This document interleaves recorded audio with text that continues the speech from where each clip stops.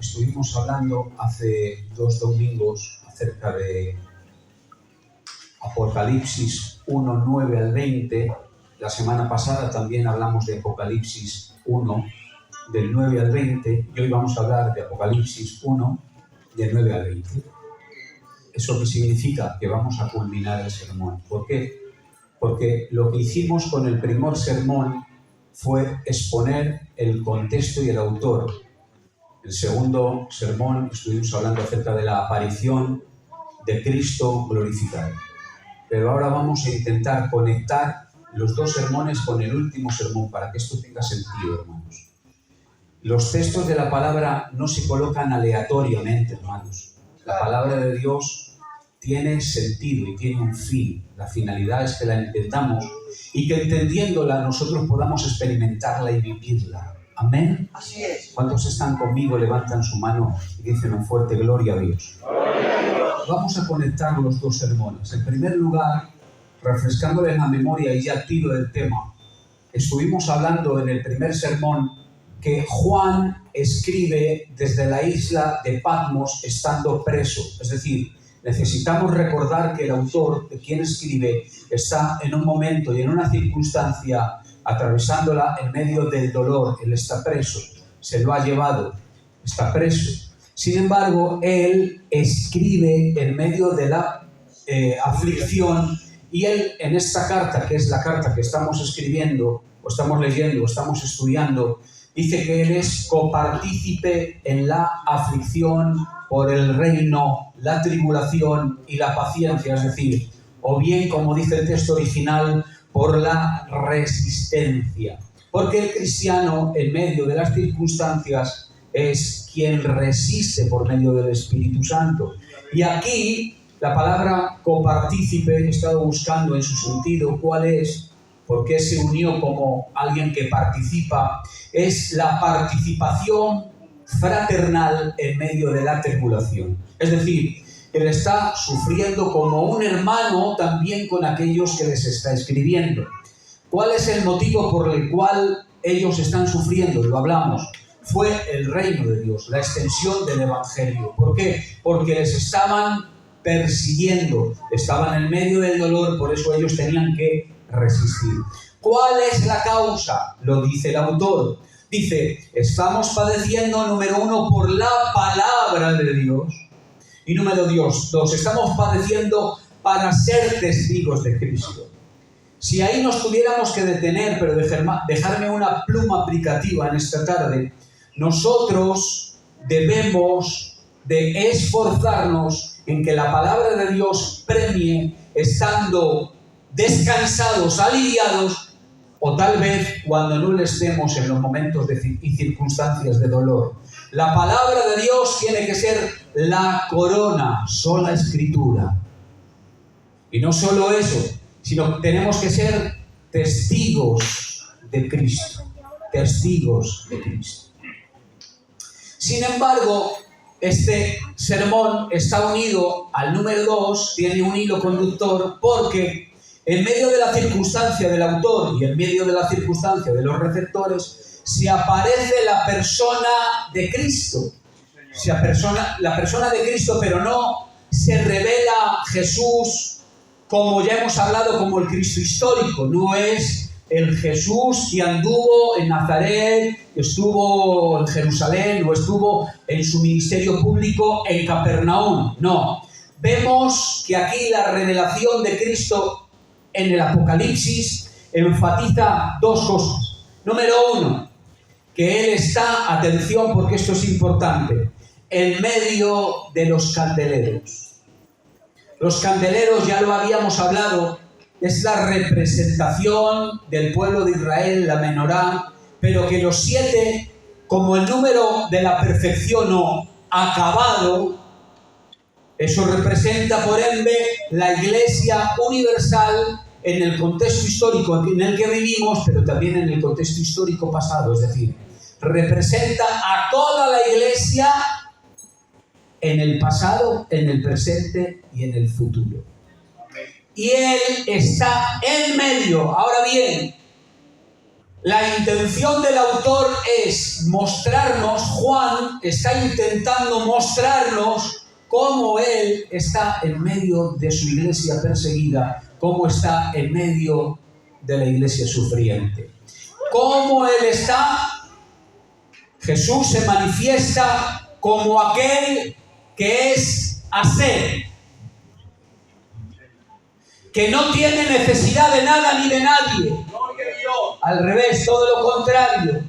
Él se presenta como aquel que puede ofrecer a aquel que no tiene nada. Y empieza a mostrar con sus cualidades y con su vestimenta quién es Él en el cielo. ¿Cómo está Él ahora mismo? ¿Se acuerdan que Cristo que aparece en el Apocalipsis es el Cristo de nuestro contexto histórico en este momento? Es decir, Él está en el cielo tal y como lo vimos, con sus ojos como llamas de fuego, con sus piernas como columnas, como el bronce bruñido, refulgente, como en un horno, etcétera, etcétera, etcétera. Y estuvimos viendo alguna cosa, pero necesito refrescar rápidamente para entrar en el mensaje. Es decir, lo que Juan estaba intentando era plasmar cómo Cristo está en medio de su iglesia. La iglesia sufriente tiene a un Cristo extraordinario.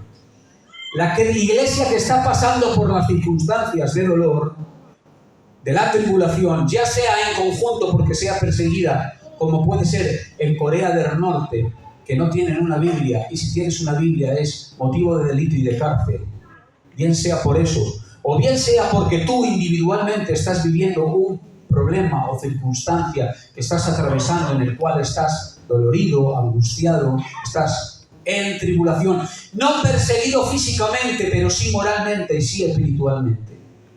En medio de eso vemos a alguien que dice que tiene su voz, que esa voz que anuncia es la voz que anuncia la llegada del ser más solemne que existe, existió y existirá. Pero que esa voz es la voz que se comunica íntimamente con su iglesia. Eso a mí me llena de gozo, hermanos. Es la voz que no cesa en medio de la comunidad de los santos. Es la iglesia, es la voz que se expresa y que no cesa, que no cambia, que no varía, que está en medio y a favor de su pueblo. Es la voz que está continuamente resonando como un eco en medio de la historia, informando en la iglesia cuál es el plan eterno de Dios. Eso es maravilloso, hermano. Pero no solo eso, sino que vemos que él tiene una ropa vestida hasta los pies, que es el chenonet, la túnica santa de lino, la túnica sacerdotal, y que también tiene un cinto de oro. Eso está hablando acerca del sacerdocio, no solo del sacerdocio, por él está hablando de la intercesión. Es aquel que está en medio intercediendo. Amén. Gracias a Dios que tienes a alguien que apela por ti. Gracias a Dios que tienes a alguien que a pesar de tus pesares y a pesar de quien tú eres, tienes a alguien que te ama y se dio por ti. Pero que éste está vestido con ropas de intercesión y ropas reales. Gloria a Dios. Este ministerio lo está ejerciendo desde su ascensión. Porque me recuerdo que Apocalipsis 5, el único que es digno de abrir el libro y de desatar sus 7 sellos, es el Cordero de Dios. Pero ahora no es el Cordero, ahora es el intercesor, que está vestido con las ropas sacerdotales, pero también con el cinto real. Gloria a la persona de Cristo. Tiene sus cabellos blancos, como hablemos acerca de su santidad, de su gloria. Y hablamos también acerca de su eternidad. Me parece maravilloso estar en una empresa que no envejece ni caduca. La iglesia es una iglesia. Yo estoy trabajando en una empresa que factura 50 millones de euros. Mi alma te alaba. Como que no he dicho nada. 50 millones de euros. esta mañana he estado supervisando unas piezas que valen, me han dicho, me parece que esta pieza vale 400.000 euros. Una pieza, 400.000 euros. Pero yo sé que esa empresa no es eterna. Mi empresa sí es eterna. La iglesia es eterna. Porque le pertenece a alguien que es eterno. Sus ojos son como llamas de fuego. Atención. Esto es que Él conoce todas las cosas. Se conoce como el atributo de la omnisciencia de Dios. El conocimiento total de todas las cosas. Pero es que no solo Él conoce todas las cosas, sino que Él sabe o conoce todas las cosas y se une otro atributo con Él, que es la ira santa de Dios. ¿Por qué? Porque Él conoce para mirar, para observar contra todo lo que es profano, contra todo lo que no es santo y contra todo lo que no glorifica a Dios. Que Dios me purifique, que hoy Dios me limpie a través de Cristo con su santo Hijo Jesucristo como Cordero de Dios que quita el pecado del mundo. Porque yo entiendo que soy profano y soy un pecador y que necesito una vez más la gracia de Dios. Amén. Sus pies son como el bronce bruñido, refulgente como en un horno. Saben que el bronce es un material sólido, pero aquí en la Escritura el bronce representa el juicio divino. Es el juicio de Dios, es la ira santa de Dios. Sin embargo, los pies estaban hablando de estabilidad. Lo que está reflejando es que Dios es inmutable en su juicio. Dios no varía en su juicio. Dios no muta en sus juicios. Dios no cambia. Dios no es mutable, tampoco con sus juicios. Que Dios nos tenga, y vuelvo a repetir, Dios nos tenga en gracia. Y Dios tenga misericordia de nosotros. Es decir, la revelación de quién es Él, de cómo es Él, pero cómo es Él y quién es Él en el contexto de la iglesia. Y esto me encanta, hermanos. Porque lo que está diciendo hoy aquí Juan es: la persona que os estoy enumerando es la persona que habita constantemente en medio de los candeleros, es la que está en medio de la iglesia. Y eso para nosotros es un alivio maravilloso. Y ahora vamos a verlo por qué. Dice que tiene 7 estrellas en su diestra.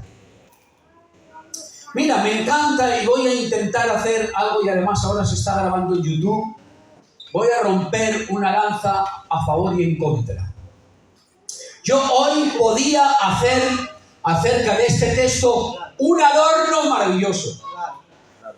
Y ir en contra totalmente del texto para arrancar un aplauso y que todos ustedes dijeran: qué detalle tan bonito ha tenido el pastor. Pero la Biblia, la Escritura, no es un detalle bonito que arranque aplausos e estimule el corazón del creyente, no indicando qué dice el texto en verdad. Yo podría decir hoy, con una música de fondo e intentando estimular con una voz aguda y hacer tocar la chispa y el corazón, podría decir hoy: las estrellas, los astros que brillan en la noche, con todo su fulgor y su fuerza. Cuando todo oscurece, ellos brillan, pero qué hermosura. Dios las tiene en su mano. Dios tiene las estrellas en su mano. Por lo tanto, Dios tiene las joyas de las estrellas en su mano. Es más, para Él las estrellas son engastados anillos maravillosos que brillan en las manos del Señor. Qué detalle más bonito, pero eso es lo que dice la Biblia. Ese texto no está ahí para decir que Dios en sus manos tiene anillos que se engasta con estrellas. Y cuando yo hago eso, estoy jugando con lo sagrado. Y cuando yo hago eso, estoy haciendo malabarismo con el bien más valioso de la humanidad, que es la Escritura. Amén. ¿Recordáis aquel famoso texto que está escrito que decía: y los ancianos del Apocalipsis vinieron y le echaron las coronas, los ancianos. ¿Saben por qué? Porque brillan más.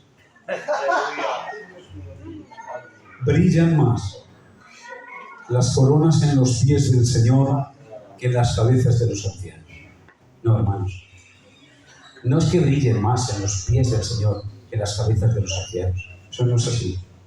Es que cuando Él aparece, todas las coronas hay que dárselas a sus pies, porque solo a Él toda la gloria. ¡Gloria al Rey de Reyes! Entonces, vamos a predicar la palabra en su contexto, no a inventarme un contexto.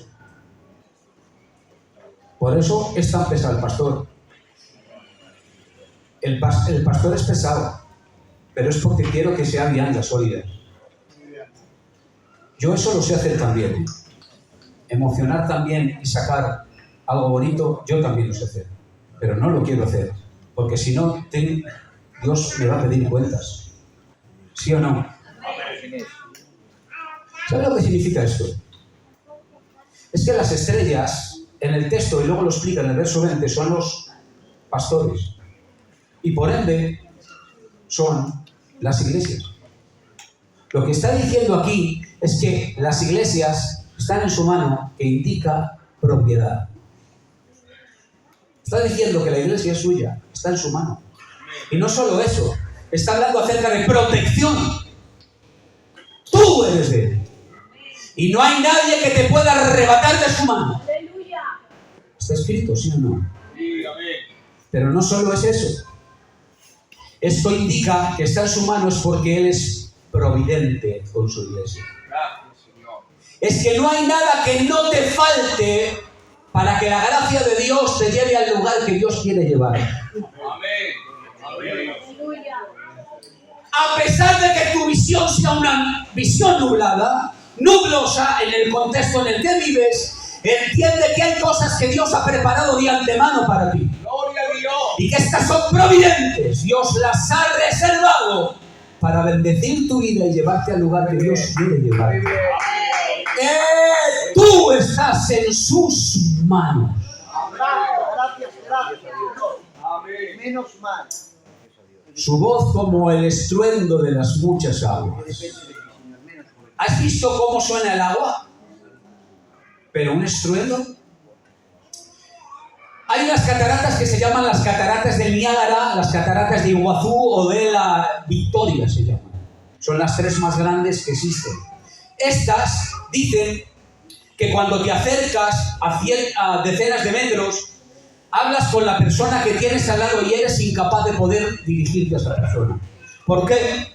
Porque grita con tanta fuerza el estruendo de las aguas al caer que es imposible que tú puedas comunicarte con esa persona. Lo que está diciendo aquí es que la misma palabra que es el agua que te salva es la misma agua o que te salva, que te levanta, que te edifica. Es el mismo agua que arrastra y devasta. ¿Tú has visto las aguas cuando caen con toda su fuerza? Se llevan coches, se llevan hasta viviendas. ¿Lo has visto? Cómo arrasa todo lo que haya por tu paso, por su paso se lo lleva. La palabra de Dios te salva y la palabra de Dios te condena. ¿Cómo, pastor? No, lo que estás oyendo. Texto. Claro. Yo no he venido para condenar el mundo, dice Cristo, sino para salvarlo. Pero dice, la palabra que yo he hablado, esa os juzgarán en el día posterior. Sí, señor. La palabra que te salva es la misma palabra que te condena. Se convierte en un testigo, se convierte en tu testigo para defenderte o en tu juez para acusarte. Sí, señor. Gloria a Dios. Amén. Gloria a Dios. Amén. Ahora aquí vemos el papel de este Cristo maravilloso, de este Cristo glorificado, de este Cristo celestial, en medio de una iglesia sufriente. Ojalá la iglesia del barrio España en su historia no haya sufrido en su conjunto por alguna circunstancia. Pero quiero decirte que cuando la iglesia ha sufrido en medio de esa tribulación, ese dolor, ese pesar, siempre Él ha estado en medio. Aquí vemos el glorioso maestro y el discípulo desmayado. Dice, cuando le vi, caí como muerto. Y aquí podríamos estar 10 minutos, pero voy a intentar acabar rápidamente. Qué fácil nos parece decir quiero estar en tu presencia. Sí, es verdad. Eso es verdad. Qué fácil, con qué naturalidad nos sale. Eso es porque no conocemos a Dios. Sí, Señor, estamos de acuerdo. Eso es porque no hemos entendido la magnitud de quién es Él. Dios es sui generis. Es único en su especie. No hay otro, no hay una copia, es imposible copiarlo. Y este es glorioso, magnífico, y llámale como tú quieras en todos los atributos que Él tiene. Pero con las perfecciones y atributos que nosotros podamos presentar desde este púlpito, nunca harán mérito de quién es Él, porque aún la eternidad no tendrás todo el tiempo de descubrir quién es Él. Cuando le vi caí como muerto. Todos queremos verlo. Mira, o cantarlo. Lo cantamos mucho. Iba a ponerme a cantar, pero no quiero. Y cantamos con mucha facilidad, sin solemnidad. Sí, Señor. Y sin respeto. ¿Por qué? Porque Él es más de lo que tú piensas. Muy bien. Me voy a atrever a decir una frase y no me la toméis en cuenta, y los que están en YouTube también. Dijo un predicador, los cristianos cuando más mienten es cuando cantan. Sí, Señor.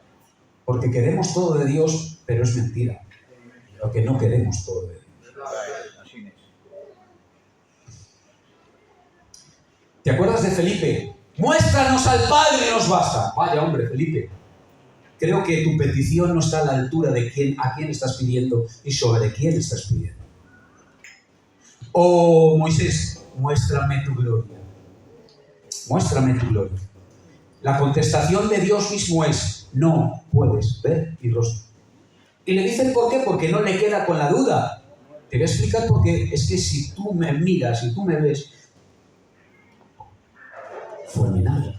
Nadie hay quien me vea y sobreviva.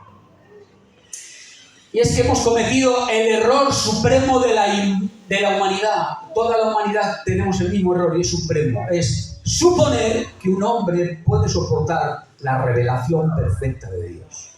Y eso es imposible. Pregunto, ¿cómo puede sobrevivir un insecto en un horno a máxima potencia? Nadie puede sobrevivir mirándole a Dios, porque está viendo lo más maravilloso, grande y excelso. Aquí él lo que siente es la impresión causada por una aparición que crea en él terror mortal, porque cree que muere y cae a tierra. Pero me encanta, hermanos, que él permanece en el suelo y él le permite estar en el suelo hablándole. Es que es la postura de aquellos a los que Dios habla, a los que están humillados, a los que están en el suelo esperando de él. Isaías 5, Jueces 13, 22, Éxodo 33, 20. Ay de mí que soy muerto. Ay de mí que soy muerto. Necesitamos reverencia. La iglesia tiene que ser una iglesia reverente. Una iglesia que sabe quién es Él y que conoce a su Dios. Esto de decirlo con mayúsculas, hermano, y voy a enfatizarlo, que conoce a su Dios. Hay mucho analfabetismo evangélico, desgraciadamente. Y gracias que estamos en una de las iglesias que se está cultivando y está premiando eso. Pero tengo que deciros que hay mucho analfabetismo bíblico. Y eso crea falta de reverencia, porque no sé ante quién estoy. Mira lo que dice Joseph Extel. Dice, el hombre sin reverencia es el hombre que no puede ver el universo de Dios. ni ninguna grandeza, ni ninguna trascendencia que supere a sí mismo. ¿Por qué? Porque Él es su mismo Dios. Entonces nadie puede estar por encima de Él. Estaba a sus pies. ¿Sabes en qué pensaba yo, hermano? Que cuán de pies estoy yo en su presencia. Cuán de pies estoy yo, que cuán erguido estoy yo, que cuán orgulloso estoy yo de su presencia. Cuando tendría que estar totalmente humillado, abatido, dolorido, afectado, necesitado, esperando de que su mano me levante. Como dice ahora, y puso su mano sobre mí. Le dijo, no temas, puso su mano sobre él. Quería contacto físico para que él no sufriera en demasía. Pero atención, y necesito centrarme unos minutos. Dice que que se da la vuelta cuando le ve, le dirige unas palabras, le dice, yo tengo las llaves del Hades y de la muerte. Me encanta, hermanos. Cuando yo he visto este texto, he descansado. He sentido descanso, he sentido alivio. ¿Sabes por qué? Porque las llaves lo que denotan es, número uno, exclusividad. Él solo tiene las llaves. No hay copia de llaves de la muerte ni del Hades. La única llave maestra que existe de la muerte la tiene Él. Y la única llave maestra del Hades, que es el lugar donde van los que fallecen, los que parten, también los tiene Él. Eso lo que está diciendo es autoridad exclusiva, autorización única. Solo Él. Él tiene la autoridad sobre la muerte. Él a mí no me va a añadir ni un día más ni un día menos. Porque tiene la potestad sobre mí total.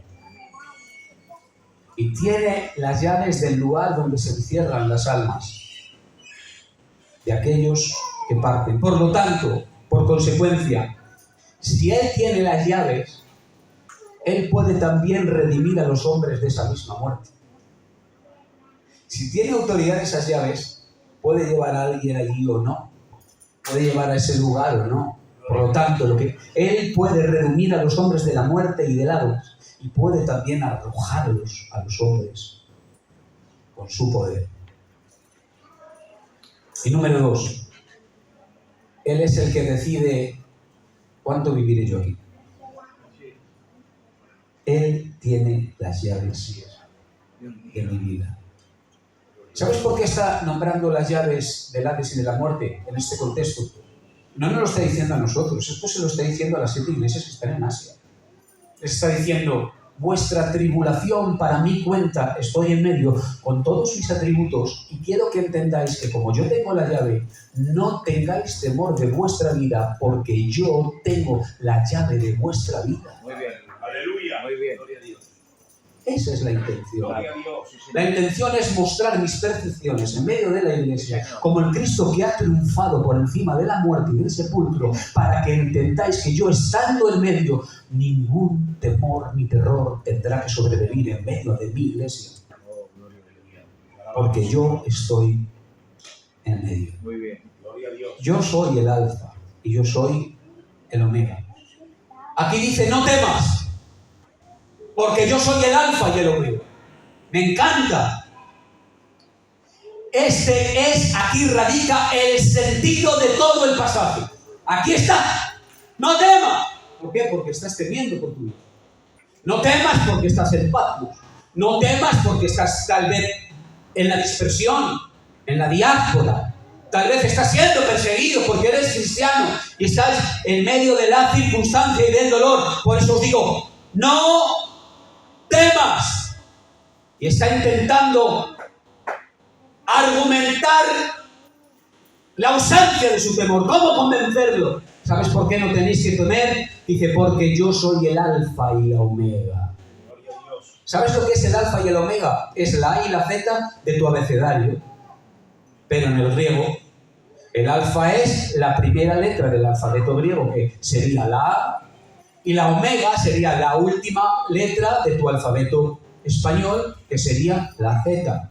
lo que está intentando decir es: yo soy el primero y yo soy el último. Es decir, estoy al cuidado de la primera circunstancia de la iglesia, pero también estoy en la última circunstancia de la iglesia. Es decir, tengo atada la historia. Amén. Claro. No temas. La historia está en mis manos. Gloria a Dios. Hay un texto tan maravilloso, hermanos, que me encanta. Hay un salmo que dice: Jehová es escudo alrededor de mí. ¿Tú has visto un escudo que dé la vuelta a una persona? Los escudos se han creado para defender de frente, no para atrás. Pero es que Dios se ha convertido en un escudo cóncavo. Me da la vuelta completamente. Él me defiende en la esfera del frente, pero también en mi retaguardia. Él es mi alfa, pero también está en mi omega. Gloria a Dios. Muy bien. Gracias, Señor. Dejadme conectar 3 minutos ya, y acabo. En medio de los candeleros. En medio de los candeleros. Y el no temas es el todo. Es el todo. Porque Él... ¿Sabe lo que significa en medio de los candeleros? Atención, porque esto es importante. Es la presencia continua con su pueblo. En medio de Él. ¿Me dejáis hacer algo gráficamente? Acabo ya, palabra de honor y cintura. No predico en 3 meses. Palabrita de niño.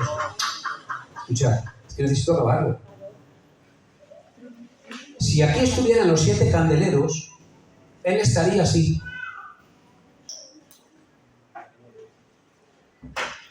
Él está dando vueltas continuamente, presencia continua en medio de su iglesia. ¿No te suena un texto maravilloso que dice Mateo capítulo 28, verso 20, el último de los versos de Mateo, cuando la gran comisión, cuando les dice: enseñándoles que guarden las cosas que yo os he mandado? Dice: yo estaré con vosotros todos los días hasta el fin del mundo. Aquí se está cumpliendo, hermano. Este es el texto que conecta uno a otro. En medio de los candeleros conecta a Mateo 28, 20. Él está con nosotros todos los días hasta el fin del mundo, hasta que el mundo se haga añicos. Y menos mal que Dios, en medio de este mundo que se va al garete, nos ha dado gracia común. Claro. Porque si no, nos comeríamos unos a otros. Claro que sí, menos mal. Su bendita gracia. Eres increíble, Señor. Maravilloso, sorprendente. En medio de su iglesia, Cristo es un propietario que no está ausente. Gracias, Señor. Yo veo a mi jefe que entra a las 7 y sale a las 9, porque tiene otras empresas, pero está presente 2 horas. Este es el dueño de la empresa que está presente.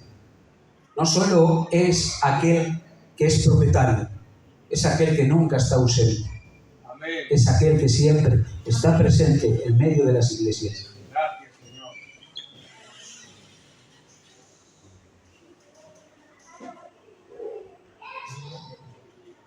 Y acabo con esto. ¿Por qué está en medio? ¿Qué figura tiene Cristo glorificado en medio? Muy sencillo. ¿Cómo estaba vestido? ¿Cuáles eran sus ropas? Sacerdotales. Es un elemento sacerdotal la menorá. Es un elemento que está en el templo. Es un elemento que se enciende en la mañana y se apaga por la noche cuando ya no se hace nada. Pero aquí está continuamente encendido. ¿Sabes por qué? Porque Él mantiene el aceite de las lámparas continuamente. Si hay luz en medio de la iglesia es porque Él mantiene la luz de la iglesia. Oh Dios mío, oh Dios mío, oh Dios mío, oh Señor, oh Dios mío, que a veces pienso yo que la iglesia va bien porque estoy yo. Eso es de la vuelta de ahí. Eso es de la vuelta de ahí. ¿Cómo está la iglesia? Y pongo de más. No entramos, estamos de reforma. Están estudiando ellos, los niños, los ancianos, están poco de más. La iglesia está en pompa. Estamos gozando, está muy bien. Iluso, pobrecito. Quien mantiene la luz en medio de la iglesia es Cristo. En medio de los candeleros está Él continuamente. Siempre a Él la gloria. Y atención, porque voy a decirte qué es la luz. Por siempre. La luz son las misiones, es la misión de la iglesia. Él mantiene a flote la misión de la iglesia. No eres tú. Que no son tus proyectos, ni tus ideas. Mira, pastorcito, ¿qué tal si hacemos esto? Que no eres tú, ni soy yo, es Él. Que es Él que está en medio de su iglesia, proveyendo para que la iglesia se mantenga como infalible cara a Dios. Amén. Gracias, qué maravilloso. Y ahora acabo ya de verdad. ¿Sabes que los candeleros tienen despabiladeras? Es una parte de atrás que se coloca así para que la luz se proyecte hacia adelante. ¿Sí o no? ¿Sabes cómo estaban todas? Mirando hacia Cristo. Intentando que las lámparas estén continuamente siendo enfocadas en la persona de Jesús.